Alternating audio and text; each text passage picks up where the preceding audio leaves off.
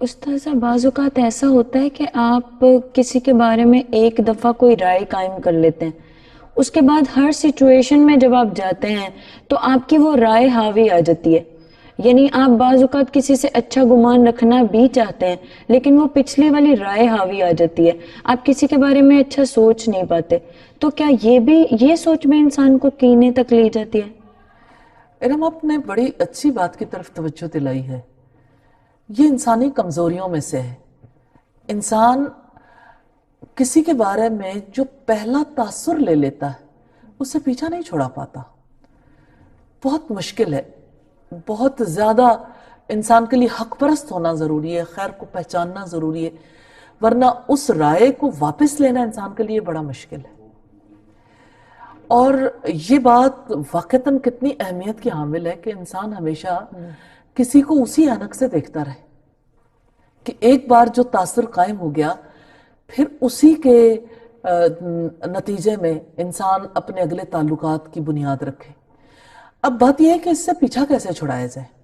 یعنی وہ جو تاثر قائم ہو گیا، اصل میں بعض اوقات تو وہ تاثر درست بھی ہوتا ہے اور بعض اوقات تاثر درست نہیں بھی ہوتا.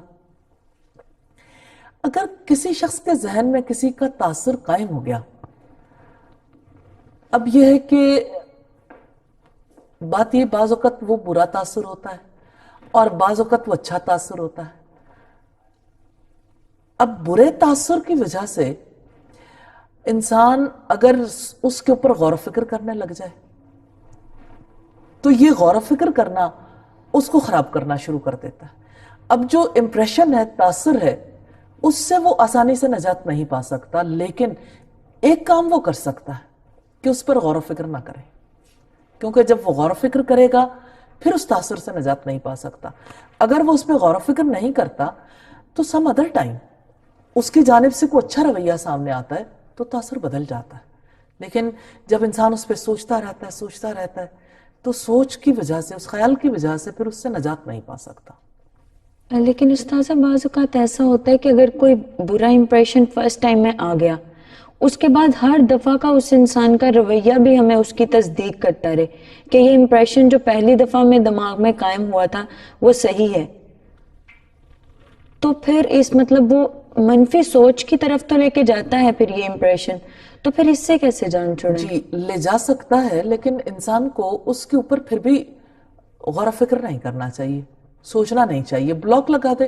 کیونکہ امپریشن سے تو آپ رک کے نہیں سکتے. مثال کے طور پر زہر ہے تو زہر کے بارے میں ایک امپریشن جو ہے وہ تو ہمارے مائنڈ میں رہے گا کہ یہ زہر ہے.